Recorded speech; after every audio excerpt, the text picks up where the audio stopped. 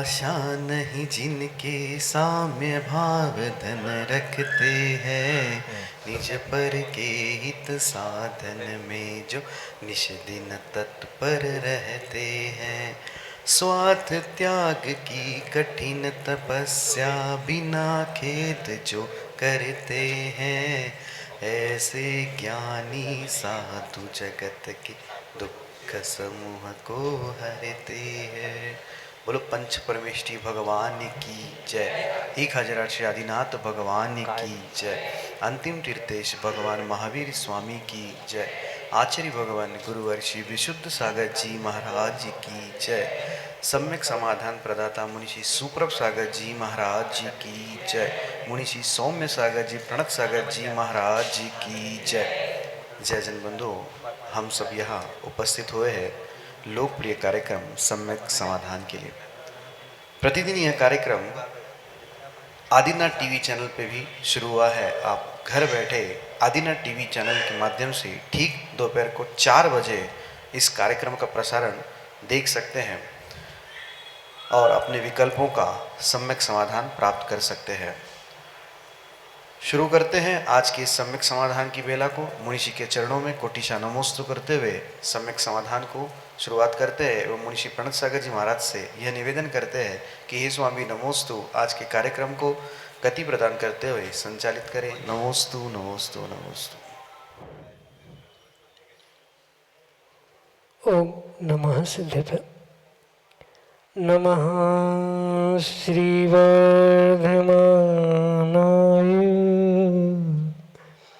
निर्धूतकलिलात्मने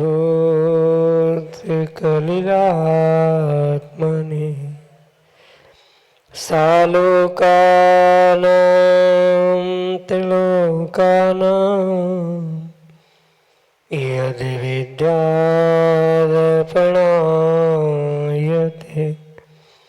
यदि विद्यादर्पणायते।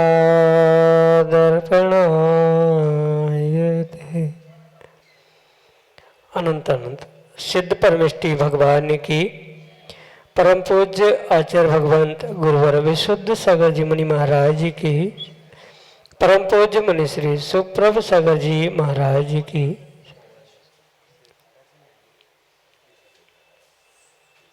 विकल्प और कांटा। जैसे पैर में लगा हुआ कांटा प्रतिपल चुभता है, ठीक वैसे ही आत्मा में उत्पन्न हुआ विकल्प प्रतिपल हमें निर्विकल्प नहीं होने देता। जैसे पैर का कांटा निकलने पर इंसान को एक शांति की अनुभूति होती है, ऐसे ही मन का विकल्प जब समीचीनता को प्राप्त होता है और उस समीचीन विकल्प का सम्यक समाधान जब हमें किसी निर्ग्रंथ गुरु से प्राप्त हो जाता है तो एक अनूठी शांति की अनुभूति हमारे अंतरंग में होती है। ऐसे वह आत्म शांति की प्राप्ति का एकमात्र कार्यकारी उपाय समीचीन विकल्पों का सम्यक समाधान, जो कि हम सभी प्रतिदिन आगम के परिप्रेक्ष्य में परम पूज्य मुनि श्री सुप्रभ सागर जी महाराज के मुखारबिंद से प्राप्त कर रहे हैं।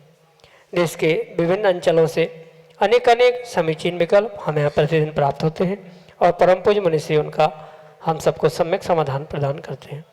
प्रारंभ करते हैं आज का सम्यक समाधान।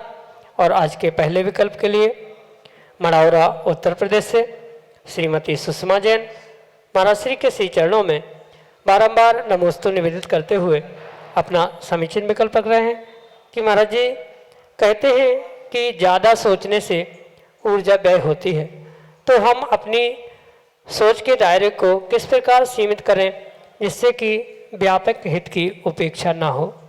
हमारे समीचीन विकल्प का सम्यक समाधान करने की अनुकंपा करें। नमोस्तु महाराज जी, नमोस्तु। ओम नमः सिद्धम। परम पूज्य आचार्य भगवान गुरुवर विशुद्ध सागर जी महाराज की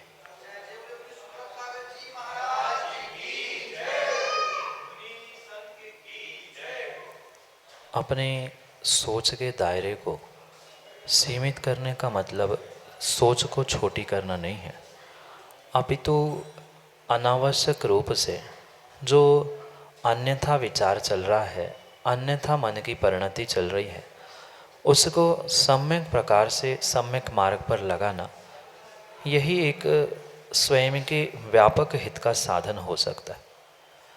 अन्यथा जो अनर्गल विचार, अनर्गल सोच, अनर्गल चिंतन जीव का खाली समय में चलता है, उस समय में उस चिंतन को सम्यक बनाने का पुरुषार्थ करने की आवश्यकता। जैसे कुछ काम नहीं है, घर में बैठे हैं और बैठे बैठे किसी दूसरे के बारे में या अपने भी बारे में क्या होगा, कैसे होगा आदि रूप जो अनावश्यक रूप से अनर्गल विचार हो रहे हैं, उसी अनर्गल सोच को हमें किसी प्रकार से कम करने की आवश्यकता है। और उसके लिए स्वयं को ये निर्णय करने की आवश्यकता है कि ये अनावश्यक रूप से जो सोचना चल रहा है, ज़्यादा विचार करना चल रहा है, इससे जो ऊर्जा व्यय हो रही है, अनावश्यक रूप से कर्मों का आश्रव बंध भी हो रहा है, उससे बचने के लिए अनेकानेक उपाय करने की आवश्यकता है। जैसे सबसे पहले हमें अपने जीवन के हित के बारे में सोचना होगा कि मैं अगर ये ऐसा सोच रहा हूँ, ऐसा चिंतन कर रहा हूँ, ऐसा विचार कर रहा हूँ, तो इसका फल क्या मिलने वाला है, उसके निमित्त से कर्मों का आश्रव क्या होगा, कर्मों के आश्रव बंध से वह उदय में आएगा तो मुझे क्या फल मिलेगा आदि अगर विचार करते हुए हम विचार करेंगे, अपने विचारों पर ही विचार करेंगे, अपने सोच पर ही सोच बनाएंगे, तो हो सकता है वह व्यापक हित की ओर हमारी सोच जा सकती। पर किसी भी प्रकार से सोच को संकुचित करना या छोटा करना यह किसी प्रकार से अभिप्रेत नहीं है। अपना जो अनावश्यक रूप से ऊर्जा का, सोच का, विचारों का, मन के चिंतन का जो अन्य विषयों में जहाँ कोई भी आवश्यकता नहीं है, जिससे कोई प्रयोजन नहीं है, ऐसे उस कार्यों से अपने आप को, अपने विचारों को खींच के लाना होगा। ये पूर्ण रूप से मन के विचार, मन की सोच बंद होने वाली नहीं है, पर बंद ना भी हो, कम से कम जो अशुभ रूप यानी पाप रूप फलदायी होने वाले थे, जो हमें विपरीत फल देने वाला था, उन विपरीतताओं को हम अच्छे कार्यों में, माना कि खाली समय हमें मिल ही रहा है, हमारी सोच विचार मन कहीं भटक रहा है, तो पापों में भटकाने की जगह जो अच्छे कार्य हमने किए हैं, कभी निर्ग्रंथों को दान दिया, कभी तीर्थ यात्रा की है, कभी स्वाध्याय किया, कभी प्रवचन सुना, पुनः खींचकर मन को, अपनी सोच को, अपने विचारों को उस पर ले आया जाए, तो हो सकता है हमारे विचार सम्यक होने से, हमारी सोच, हमारी चिंतन सम्यक हो जाने से जो अशुभ का आश्रव हो रहा था वह अशुभ का आश्रव बंद हो सकता है। क्योंकि पूर्ण रूप से चिंतन करना, विचार करना मनुष्य पर्याय में किसी प्रकार से संभव नहीं है। इतना ही पुरुषार्थ किया जा सकता है जो असम्यक, अनावश्यक सोच, अनावश्यक विचार, अनावश्यक चिंतन जो चल रहा था, उसे जहाँ आवश्यक रूप है ऐसे ही कार्यों में लगाया जाए, जो शुभ कार्य है उसी में लगाया जाए, उससे व्यापक हित की अपेक्षा वहाँ हो सकती है। और जो अन्य पापों में, विषयों में परिणाम परिणति जा रही थी, उसकी अवश्य ही उपेक्षा हो सकती है। यही आपके लिए सम्यक समझ।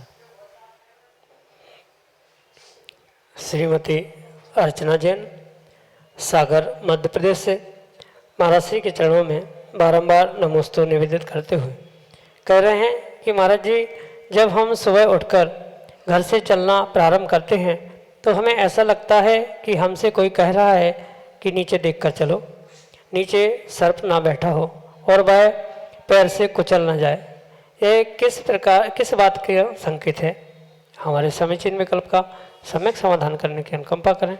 नमोस्तु महाराज जी, नमस्ते। माँ, कहीं ना कहीं ये भीतर का आपका भ्रम और वहम है कि कोई ना कोई आपसे कुछ कह रहा है। जो ये आपके ऐसे विचार, मन और मानसिकता बन रही है, ये मात्र किसी बहिरंग निमित्त का ही नहीं, आप ही तो अंतरंग में जो कुछ ना कुछ एक ऐसा सदमा, ऐसा कुछ घटनाक्रम आपके भीतर बैठा है, जिसके निमित्त से आप ऐसे कार्यों में या ऐसे उन वहम भ्रमों में उलझे। और स्वाभाविक सी बात है, भ्रम की, वहम की और गलतफहमी की किसी भी प्रकार से कोई भी दवाई हो ही नहीं सकती। जो ये आपको भ्रम हो रहा है, चाहे सर्प का हो या अन्य भी कोई मर ना जाए, उठ देख के चलूँ, जबकि देख के चलने के बाद भी आपको ऐसा वहम हो रहा है, भ्रम हो रहा है, तो ये अन्य कुछ नहीं है, कुछ न कुछ आपकी वह विपरीत मानसिकता है। कुछ कार्य को देखकर जो आपके भीतर एक सदमा या भ्रम बैठा हुआ है, उसके निमित्त से ही ये पुनः पुनः आपको याद आता है। और लक्षण शास्त्र और रिष्ट अरिष्ट के से भी निमित्त से समझे तो कहीं ना कहीं ये आपको संभल के चलने का ही संकेत दे रहा है, क्योंकि भले ही सांप से या अन्य किसी से भय हो ना हो, पर ये भ्रम अगर लंबे समय तक आपके दिमाग में बैठा रहेगा तो हो सकता है आने वाले समय में यह भ्रम चिंता, टेंशन, डिप्रेशन और पता नहीं अन्य क्या क्या कारणों में आपको कार्यों तक पहुंचाने वाला बन जाए। इसलिए आप अभी अपने इस वहम को ठीक करने का प्रयास करें, क्योंकि आने वाले समय में अगर ये भ्रम, ये वहम दूर नहीं हो पाए तो ये आपके लिए बहुत खतरनाक साबित हो सकता है। ये किसी प्रकार से कोई ऐसा कारण नहीं है कि सर्प ही आपको डसना है, ये मानसिक कुछ ऐसी असंतुलन की स्थिति है, कुछ सदमे के कारण से या कुछ घटनाक्रम के कारण से, जो आपने के दिमाग में, आपके मस्तिष्क में एक घर बना के रखा है, उसको एक पक्का आपने वहम बांध के रखा है, उसके कारण से हुआ, अन्य कोई भी इसका संकेत नहीं। यही आपके लिए सम्यक समाधान। प्रियंका जैन, विदिशा, मध्य प्रदेश से महाराज श्री के चरणों में बारंबार नमोस्तु निवेदित करते हुए अपना प्रश्न कर रहे हैं कि महाराज जी, कभी माता पिता की इच्छा कोई पुत्री पूर्ण ना कर पाए और वह उनकी इच्छा के विरुद्ध कार्य करे तो उस पुत्री को कौन सा पाप का बंध होगा, और उस पुत्री ने कौन सा कर्म किया होगा जिसके कारण वजह से वह माता पिता की इच्छा पूर्ण ना कर सके। हमारे समीचीन विकल्प का सम्यक समाधान करने की अनुकंपा करें। नमोस्तु महाराज जी, नमोस्तु। अपने माता पिता या अन्य किसी भी बुजुर्ग जीविका जैसे श्रेष्ठ व्यक्ति की आज्ञा का पालन नहीं करना, उनके विपरीत कार्य करना, ये कहीं ना कहीं हिंसा का ही फल देने वाला हो सकता। भले ही द्रव्य हिंसा रूप आप किसी का वध नहीं कर रहे, पर जो आपके लिए सब कुछ करने के लिए तैयार है, आपका पालन पोषण कर रहे हैं, परवरिश कर रहे हैं, ऐसे समय में माता पिता की बातों को नहीं मानना, उनके विपरीत कार्य करना, उनकी आज्ञा का प्रयोग ना करना, ये परिपूर्ण रूप से उनकी भाव हिंसा के लिए ही निमित्त है। और आपकी आज्ञा ना मानना, उनके अगर परिणामों में उथल पुथल उस निमित्त से उत्पन्न हो रही, तो नियम से वह भाव हिंसा का ही आपके लिए फल देने वाला है। और हिंसा करने से कई सारे दुख के साधन या दुख के कार्य उत्पन्न होते हैं। ये आगम के परिप्रेक्ष्य में शायद आपने जाना ही हो। नरक निगोद जैसे दुखों को उठाने के लिए जो निमित्त बनता है, उसका ही नाम हिंसा है।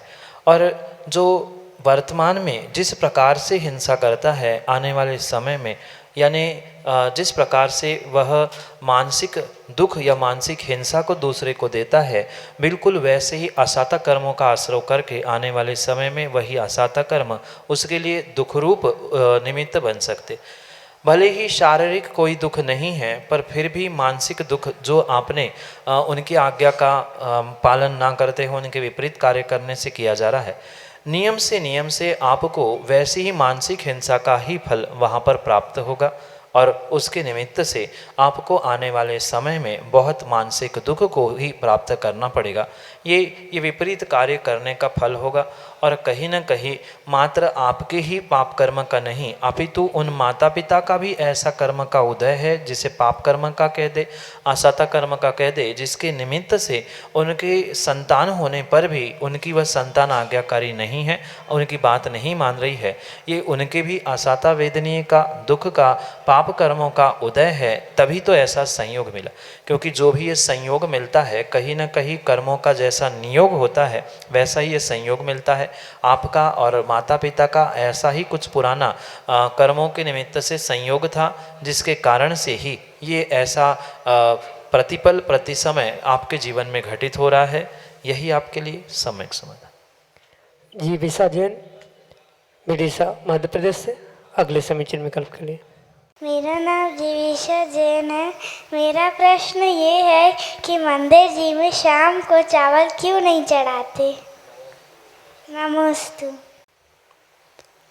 जो 3 प्रकार की पूजा का वर्णन आगम में प्राप्त होता है, उनमें से जो संध्या काल की पूजा होती है उसके लिए वर्तमान में ऐसी परंपरा देखने में आती है कि सुबह की पूजा अष्टद्रव्य से होती है, दोपहर की पूजा भिन्न प्रकार से, और शाम की पूजा वह दीपक आरती आदि से की जाती।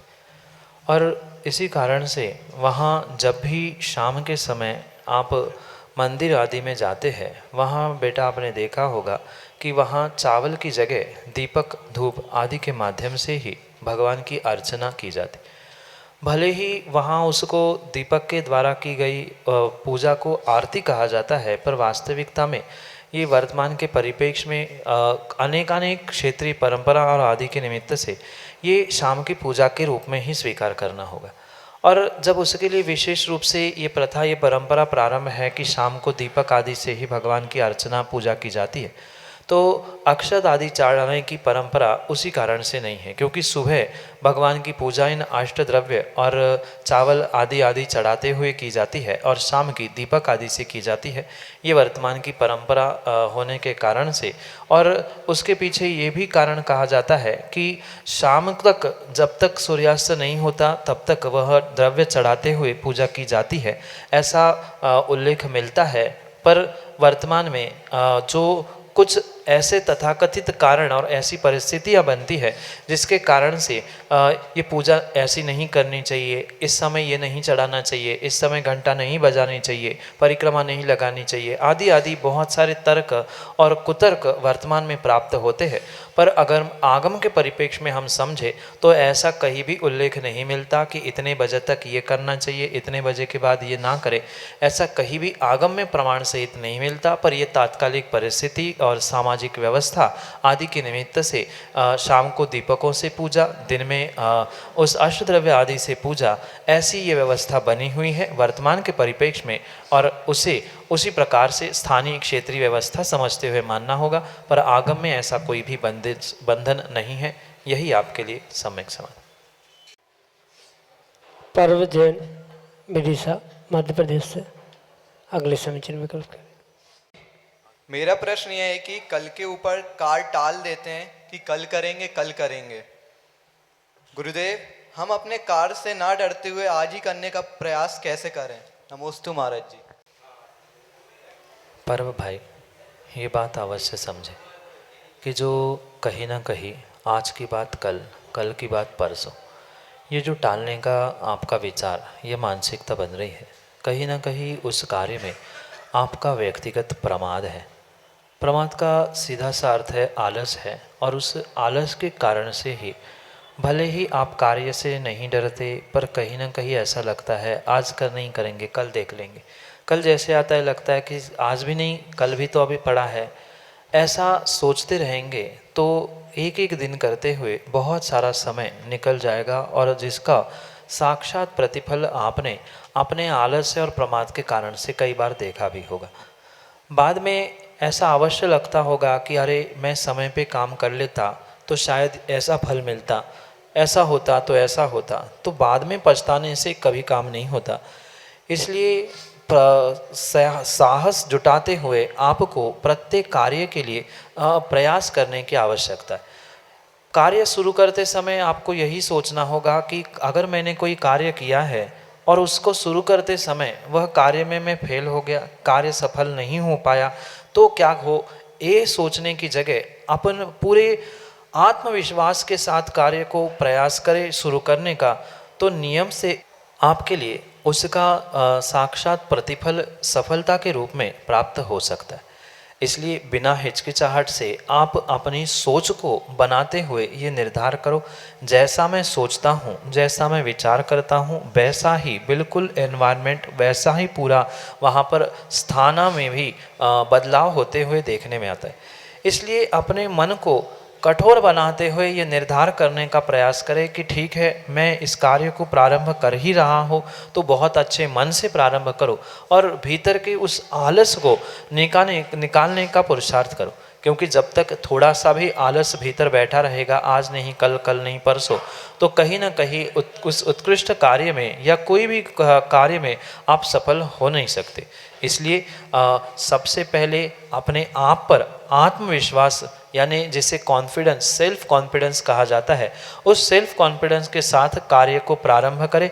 और जैसे ही उस कार्य को हम सेल्फ कॉन्फिडेंस के साथ, आत्मविश्वास के साथ प्रारंभ करेंगे, उतना उतना ही आप उस कार्य में सफल होने की संभावना हो सकती है। इसलिए आज की बात कल, कल की बात परसों, परसों के जगह बरसों निकल जाए, उसके पहले कल का आज, आज का अभी, ये सोचते हुए प्रमाद को, आलस को छोड़ते हुए अपने आप पर आत्मविश्वास और पूरे सेल्फ कॉन्फिडेंस के साथ ये निर्णय करें कि मैं अभी नहीं करूँगा तो कभी नहीं करूँगा, यही मौका मेरे जीवन में अंतिम मौका है।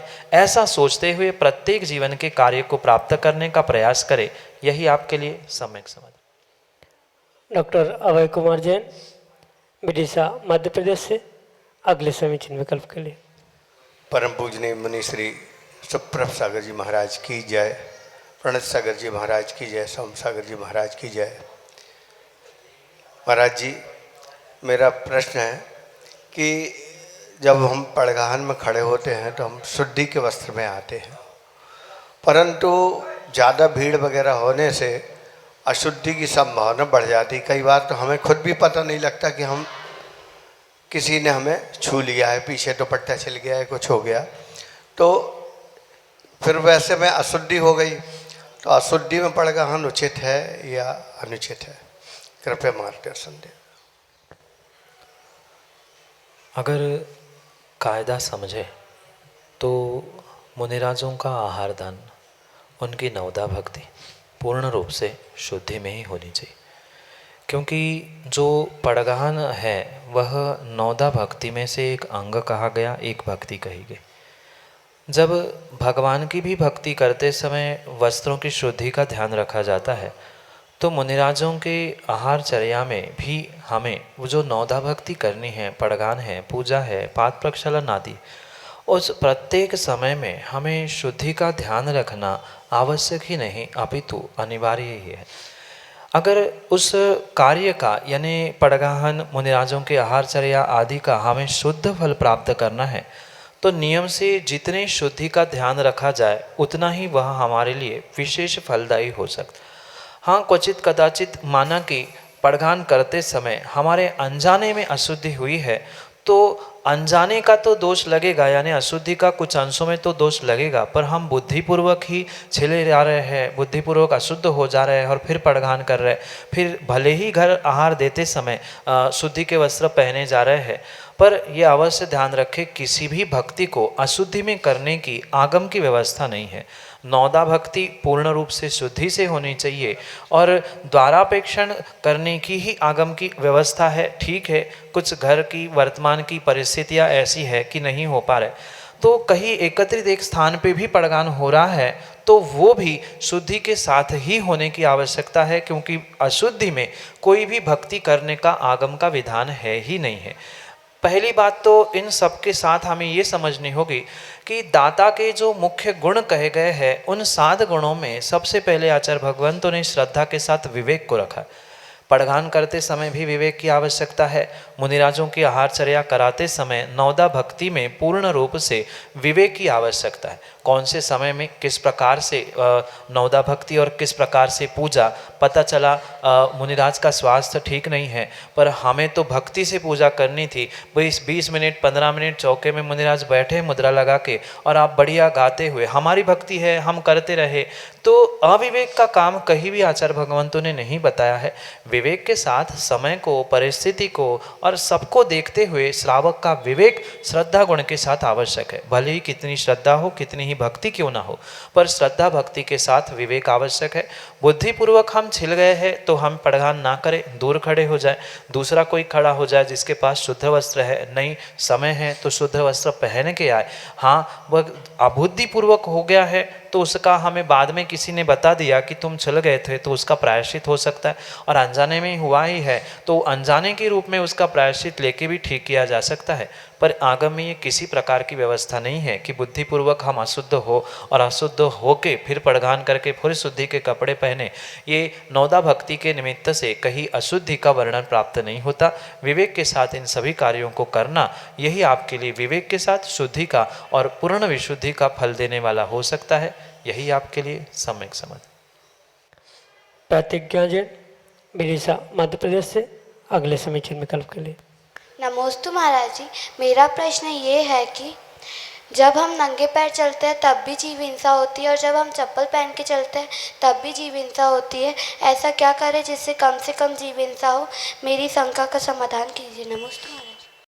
हिंसा जूते चप्पल पहनने ना पहनने से नहीं होती, चलने बैठने उठने रुकने आदि से नहीं होती, अपितु आपका जो प्रमाद है, बिना देखते हुए चलना, बिना देखते हुए उठना, बिना विवेक के काम करना, उसके निमित्त से ही हिंसा होती है। क्योंकि उमा स्वामी भगवान ने प्रमत्त योगात प्राण विप्रोपणम हिंसा ऐसा सूत्र देते हुए स्पष्ट किया है कि चाहे आप जूते चप्पल पहनकर, बिना जूते चप्पल पहनकर कैसे ही चले, वहाँ देखकर जीवों की हिंसा ना हो, ये विवेक रखकर अगर नहीं चल रहे हैं, इरियापद से नहीं चल रहे, 3-4 हाथ भूमि को देखकर नहीं चल रहे हैं, तो किसी भी प्रकार से आप चले उसमें नियम से हिंसा होगी ही होगी। इसलिए प्रमाद छोड़ते हुए विवेक पूर्वक देख के चले, देख के उठे, देख के बैठे, देख के खाए, देखते हुए यत्नपूर्वक जो भी कार्य करोगे उसमें हिंसा नहीं होगी। यही आपके लिए सम्यक समाधान। जय जन बंधु, हम सभी लाभ ले रहे थे लोकप्रिय कार्यक्रम सम्यक समाधान का। प्रतिदिन यह कार्यक्रम 5:13 पे YouTube चैनल सुप्रभुवाच के माध्यम से प्रसारित होता है। आप सभी लोग घर बैठे YouTube के माध्यम से इस कार्यक्रम का लाभ ले सकते हैं। प्रतिदिन यह कार्यक्रम ठीक शाम को 4 बजे आदिनाथ टीवी चैनल के माध्यम से प्रसारित होता है। आदिनाथ टीवी चैनल एक नया सैटेलाइट टीवी चैनल लॉन्च हुआ है, उसके माध्यम से इस कार्यक्रम का प्रसारण प्रतिदिन ठीक शाम को 4 बजे होता है। आप सभी लोग घर बैठे इस कार्यक्रम का लाभ टीवी के माध्यम से भी ले सकते हैं। 8707548811 यह व्हाट्सएप का नंबर है। आप इस व्हाट्सएप के नंबर पे अपने विकल्प भेजते हुए उस विकल्प का सम्यक समाधान मुनि श्री के मुखारविंद से हम सभी लोग प्राप्त कर सकते हैं।